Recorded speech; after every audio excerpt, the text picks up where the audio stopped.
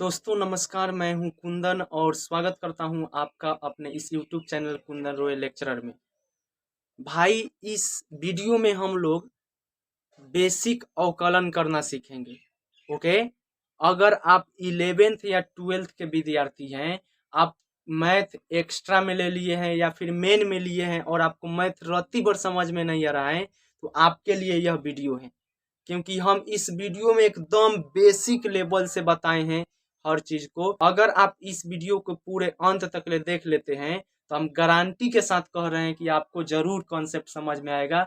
आप भी अवकलन करना सीख जाएंगे। ठीक है, अवकलन अपने आप में एक भारी भरकम टॉपिक है। ठीक है, इसको हम एकदम बेसिक लेवल से शुरू करेंगे, तो बने रहिए। चलिए तो अवकलन समझते हैं, ध्यान से समझिएगा। अवकलन को इंग्लिश में कहते हैं डिफरेंशिएशन। ओके, अवकलन को इंग्लिश में क्या कहते हैं? डिफरेंशिएशन। अवकलन का मतलब होता है किसी का किसी के सापेक्ष बदलना, किसी में किसी के सापेक्ष परिवर्तन होना। जैसे हम लोग का एज बदल रहा है, एज बदल रहा है किसके सापेक्ष? समय के सापेक्ष। ओके, या फिर आप इसको हम ऐसे लिखते हैं, समझिए ध्यान से। अगर कहीं लिखा है डी वाई बट्टा में डी एक्स, ठीक है, इसका मतलब क्या हुआ? डी वाई बट्टा डी एक्स का मतलब हुआ कि y में परिवर्तन हो रहा है। जो ऊपर लिखा रहता है उसका मतलब होता है उसमें परिवर्तन हो रहा है। y में परिवर्तन किसके सापेक्ष हो रहा है जी? x के सापेक्ष। y में परिवर्तन x के सापेक्ष। ठीक है, इसका मतलब हुआ dy बाई डी एक्स का मतलब हुआ y में परिवर्तन x के सापेक्ष। या फिर इसको आप ऐसे कह लीजिए, x के सापेक्ष y में परिवर्तन, y में परिवर्तन, यही अवकलन होता है। अवकलन का मतलब हुआ कि किसी के सापेक्ष किसी में परिवर्तन की जो दर है वो अवकलन है। ओके, अगला हम लोग समझ रहे हैं। जैसे मान लीजिए अगर कहीं लिखा होगा डी थीटा बट्टा में डी टी, इसका मतलब क्या हुआ? इसका मतलब हुआ कि टी के सापेक्ष जो बट्टा में होगा उसके सापेक्ष, इसको लिखेंगे टी के सापेक्ष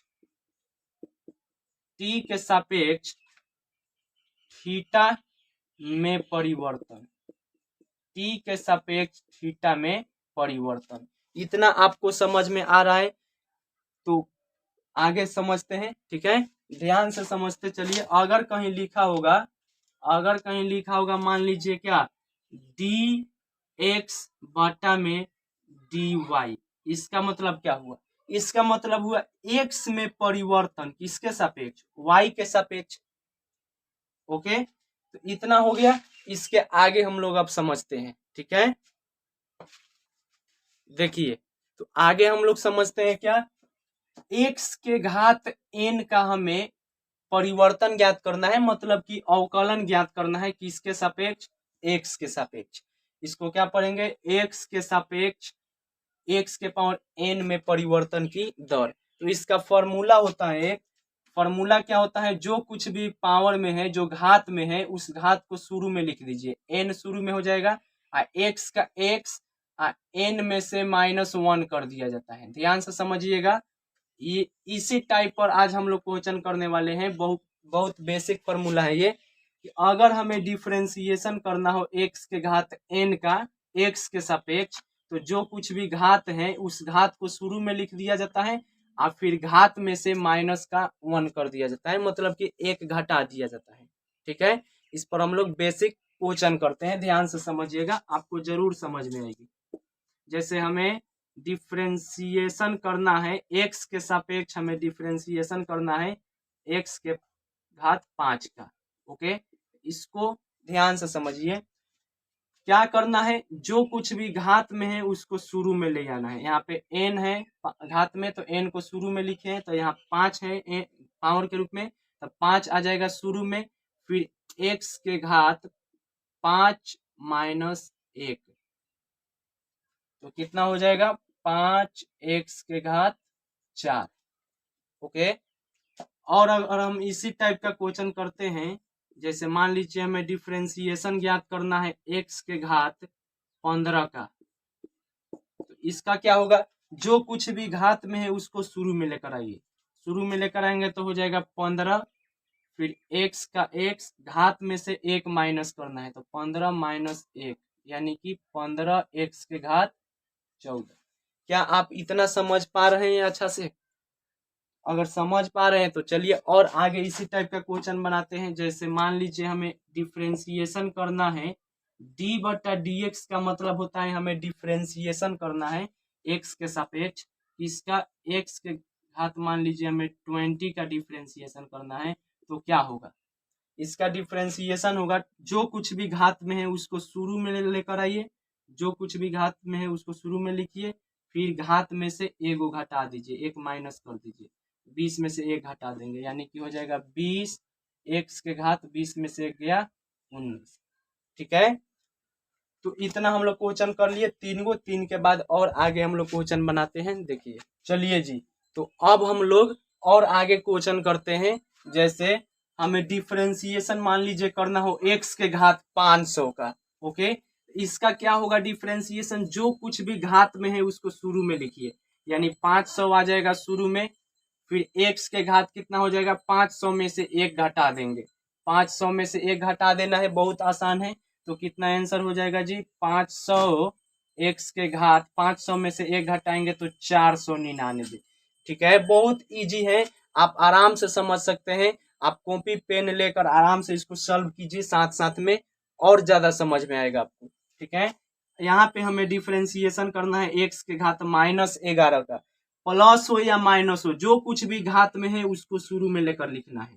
तो माइनस का 11 शुरू में आ जाएगा, फिर x के घात -11 है, इसमें से एक घटाएंगे, एक घटाएंगे, ओके।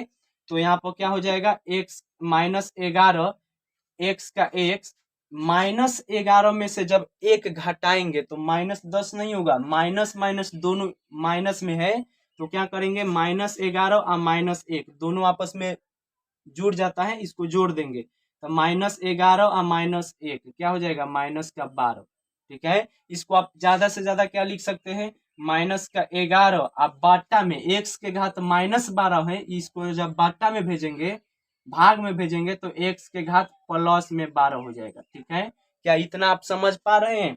यहाँ पर क्या किए हैं, ध्यान से समझिएगा, -11 का -11 लिखे हैं, x के घात -12 है, माइनस में घात है, तो इसको प्लस में बनाना चाहेंगे तो बाटा में भेज दीजिए, बाटा में भेज दीजिए, आराम से प्लस में बन जाएगा। तो x को बाटा में भेज दिए तो -12 था तो +12 हो गया। ठीक है, यहाँ पे हमें डिफरेंशिएशन करना है x के घात -55 का, तो यहाँ पे जो कुछ भी पावर में है वो उसको शुरू में लिखना है, तो -55 हो जाएगा, फिर x का घात कितना हो जाएगा, -55, फिर इसमें से घटेगा -1 तो हो जाएगा -55, x के घात -55 और 1 -56 हो जाएगा।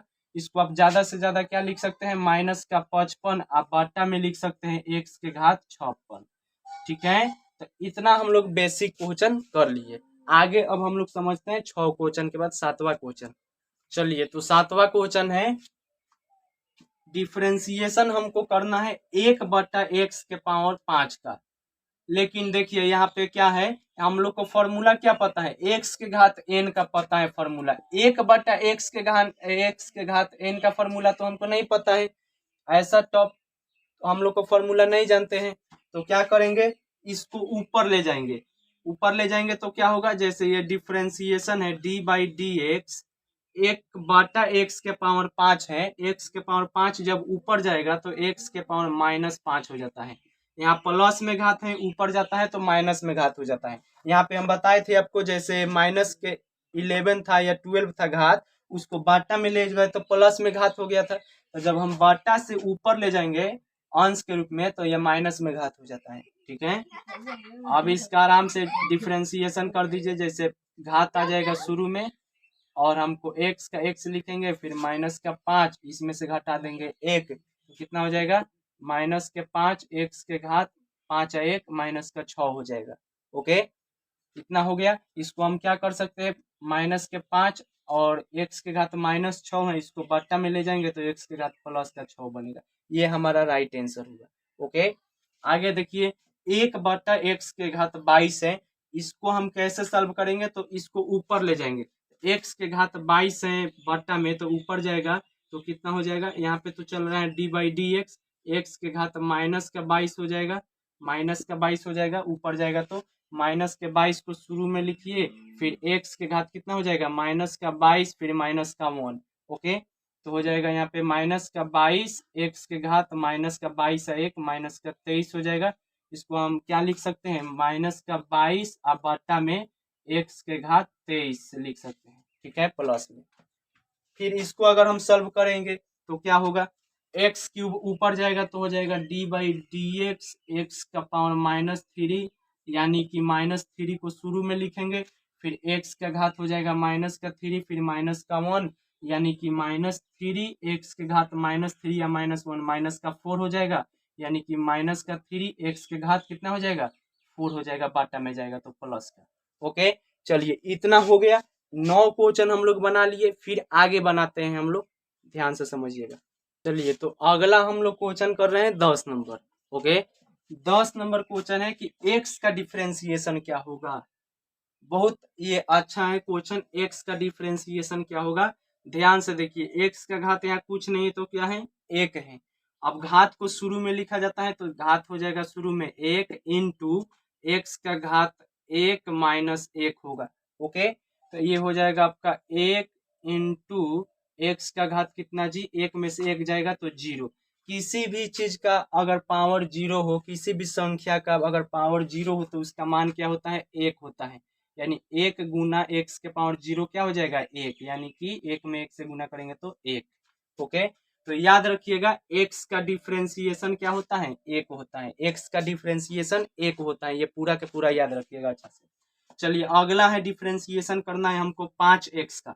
5x का डिफरेंशिएशन क्या होगा, तो देखिए यहाँ पे 5 कांस्टेंट है, कांस्टेंट समझ में आता है, अचर, 5 अचर है तो 5 का 5 रहेगा, ठीक है। और x का डिफरेंशिएशन क्या होता है, अभी हम लोग सीखे हैं, x का डिफरेंशिएशन 1 होता है, तो 5 के 5 लिखेंगे और इंटू में x का डिफरेंशिएशन 1 लिख देंगे, यानी 5 एकम क्या हो जाएगा 5 हो गया, इतना आसान है। 9x का डिफरेंशिएशन करना है हमको, तो 9 तो कांस्टेंट है तो 9 का 9 रहेगा, x का डिफरेंशिएशन क्या होता है, x का डिफरेंशिएशन 1 होता है, तो 9 में 1 से मल्टीप्लाई करेंगे तो 9 होगा। यहाँ पे देखिए 5/18 x का डिफरेंशिएशन करना है, तो हमको पता है क्या कि 5/18 का 5/18 रहेगा, x का डिफरेंशिएशन 1 होता है, तो इतना में 1 से गुना करेंगे तो इतना ही होगा, 5/18 होगा, ठीक है। तो इतना हम लोग समझ गए। चलिए इसके बाद हम लोग समझते हैं, अगर कांस्टेंट आ जाए तो उसका डिफरेंशिएशन क्या होगा। जैसे मान लीजिए हमको डिफरेंशिएशन निकालना होगा, 14 नंबर क्वेश्चन है, डिफरेंशिएशन निकालना है हमको 1 का। 1 का डिफरेंशिएशन क्या होगा, x का डिफरेंशिएशन 1 होता है, अब फिर 1 का डिफरेंशिएशन निकालेंगे तो क्या होगा बताइए। तो इसको हम लोग सॉल्व करते हैं, ध्यान से समझिएगा। इसको हम क्या लिख सकते हैं, इसको हम ऐसे लिख सकते हैं, हमें डिफरेंशिएशन करना है किसका, एक का मतलब क्या होता है, x के पावर 0 का मान क्या लिखे हैं 1, तो 1 के बदला में x के पावर 0 आराम से लिख सकते हैं, 1 के जगह पर क्या लिख देते हैं x के पावर 0। ओके, अब इसका हमें डिफरेंशिएशन करना है, तो x के पावर 0 का डिफरेंशिएशन क्या होगा, घात जो कुछ भी है वो शुरू में आता है, फिर गुना करते हैं x के घात 0 माइनस 1 से। ओके, यानी कि हो जाएगा आपका 0 गुने x के घात -1। आपको पता है 0 में किसी भी चीज से गुना करते हैं वो 0 हो जाता है, तो यहाँ पर क्या हो जाएगा 0, यानी 1 का डिफरेंशिएशन अगर हम निकाल रहे हैं तो क्या आ रहा है, वो आ रहा है 0। तो याद रखिएगा, इसी प्रकार कांस्टेंट का, प्रत्येक कांस्टेंट का डिफरेंशिएशन 0 होता है, कुछ भी हो। जैसे मान लीजिए अगर आपको कह दिया जाए कि डिफरेंशिएशन कीजिए आप कितना का, √2 का, तो √2 का डिफरेंशिएशन क्या आएगा 0। आंख बंद करके आपको लिख देना है √2 का डिफरेंशिएशन 0। इसमें x दिखाई नहीं ना दे रहा है, केवल संख्या आएगा ना, उसका डिफरेंशिएशन ज्ञात करना होगा, तो संख्या का डिफरेंशिएशन 0 हो जाता है, ठीक है। कैसे 0 हो जाता है, देखिए इसको अगर हम सॉल्व करना चाहेंगे तो इसको ऐसे सॉल्व करेंगे, हमें डिफरेंशिएशन ज्ञात करना है किसका, √2 को हम क्या लिख सकते हैं, √2 और गुना 1 लिख सकते हैं, क्योंकि √2 में हम 1 से गुना करेंगे तो फिर इतना ही हो जाएगा। आपको पता है क्या, या इसको हम ऐसे लिखेंगे √2 का √2 गुना 1 का डिफ्रेंसिएशन क्या होता है, 1 का डिफ्रेंसिएशन अभी निकाले हैं 0 और √2 में गुना करेंगे 0 से तो हो जाएगा 0। तो कुल मिलाकर बात ये है कि अगर कोई संख्या अकेला आता है, मतलब कांस्टेंट के रूप में आता है, अचर के रूप में आता है, उसके साथ कोई एक्स नहीं आता है, चाहे वाई जेड कुछ भी चर पद नहीं आता है, केवल अचर पद आता है, तो उसका डिफरेंशिएशन हमेशा 0 होता है। ओके, इतना जान गए। आगे हम लोग समझते हैं, ध्यान से समझिएगा। चलिए जी, तो आगे अब हम लोग फिर थोड़ा अलग टाइप के क्वेश्चन करते हैं, इसी फॉर्मूला को है लेकिन थोड़ा सा अलग है, ठीक है, ध्यान से समझिएगा, इसमें थोड़ा दिमाग लगता है। जैसे √x का हमें डिफरेंशिएशन करना है। √x का मतलब क्या होता है बताइए।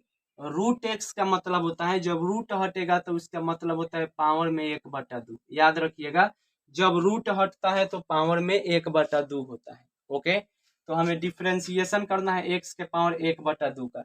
आपको पता है, क्या पता है कि जो कुछ पावर में है उसको शुरू में लिखना है, तो 1/2 आ जाएगा शुरू में, तो बचेगा x के पावर 1/2, इसमें से क्या घटाना है, 1 घटाना है, ठीक है। तो कितना बच जाएगा, 1/2, 1/2 और x के घात कितना बचेगा, 1/2 में से 1 आपको घटाना है, 1/2 में से 1 घटाना है। इसको कैसे घटाएंगे, शॉर्टकट सीखिए कैसे घटाएंगे। इसमें गुना हो जाता है, 2 एकम 2, यहाँ माइनस का 2 हो गया, 2 एकम 2, माइनस का 2, माइनस के 2 में से 1 घटाएंगे तो माइनस का 1 और बट्टा में 2 बचेगा। कितना बचेगा, माइनस का 1 बट्टा में 2, तो यहाँ लिखेंगे माइनस का 1 बट्टा में 2। इतना समझ पा रहे हैं। फिर इसको हम आगे क्या लिख सकते हैं, आपको भी पता है, क्या पता है कि अगर घात माइनस में है तो उसको बट्टा में ले जाएंगे तो प्लस में घात हो जाता है, तो हो जाएगा 1/2, एक्स के घात -1/2 है तो यहाँ 1/2 हो जाएगा, यानी कि 1/2 एक्स के घात 1/2 के मतलब होता है √x, एक्स के घात 1/2 के मतलब क्या होता है, √x, तो इसके बदले में क्या लिख देंगे, √x। तो आप याद रखिएगा इस फॉर्मूला को, ये एक फॉर्मूला के रूप में काम करता है। √x का डिफरेंशिएशन क्या होता है, डायरेक्ट याद रखिएगा 1/2 √x, √x का डिफरेंशिएशन 1/2 √x। ओके, चलिए आगे अब हम लोग समझते हैं, नेक्स्ट क्वेश्चन को देखते हैं। देखिए, हमें डिफरेंशिएशन करना है x के घात 3/4 का, x के घात 3/4 का डिफरेंशिएशन करना है। आपको पता है जो कुछ भी घात में है उसको शुरू में लिखिए, तो 3/4 शुरू में हो जाएगा, फिर x का x लिखेंगे। अब क्या करेंगे, 3/4 में से फिर 1 को घटाएंगे, सब में यही कर रहे हैं, 3/4 में से क्या करेंगे, 1 को घटाएंगे, तो क्या बचेगा जी, 3/4 x के घात घटाएंगे, शॉर्टकट तरीका से घटाना है, 4 एकम 4, इसमें गुना होगा, 4 एकम 4, 4 में से 3 जाएगा, माइनस का 1 बचेगा, 4 एकम 4 माइनस का 4 हुआ, 4 में से 3 जाएगा, माइनस का 1, अब बाटा में क्या है 4, इसको आप बाटा के नीचे ले जाइए, प्लस घात में हो जाएगा, तो बच जाएगा 3 बट्टा में हो जाएगा 4, पहले ही से है, x की घात हो जाएगा 1/4, ठीक है, ये हमारा राइट आंसर। चलिए आगे, आगे है पहले ही से घात माइनस में दिया हुआ है तो कोई दिक्कत नहीं है, उससे क्या लेना देना हमको, जो कुछ भी घात है उसको शुरू में लिखिए, माइनस का 1/4 शुरू में आ जाएगा, फिर x के घात कितना होगा जी, x के घात हो जाएगा आपका माइनस का 1/4 यहाँ पे है, फिर इसमें से -1 करेंगे, ओके, तो हो जाएगा माइनस का 1/4, एक्स के घात हो जाएगा आपका कितना, इसमें गुना करेंगे तो 4 एकम 4, माइनस के 4 है और यहाँ पे माइनस का 1, तो माइनस के 4 और माइनस के 1, माइनस के 5 हो जाएगा, अब बट्टा में क्या चल रहा है 4, यानी कि इसको हम लिख सकते हैं माइनस का 1 बट्टा में हो जाएगा आपका 4, एक्स के घात 5/4। ओके, तो क्या आप इतना समझ पा रहे हैं, अगर समझ पा रहे हैं तो भाई अब आप लोग लाइक कर दीजिए, क्या आपको इतना कॉन्सेप्ट क्लियर हो गया, लाइक कर दीजिए, कमेंट कीजिए, और एक और हम लोग 3 गो क्वेश्चन करेंगे, 20 क्वेश्चन करेंगे, उसके बाद हम लोग इस वीडियो को समाप्त करेंगे, फिर पार्ट 2 आएगा इसका वीडियो।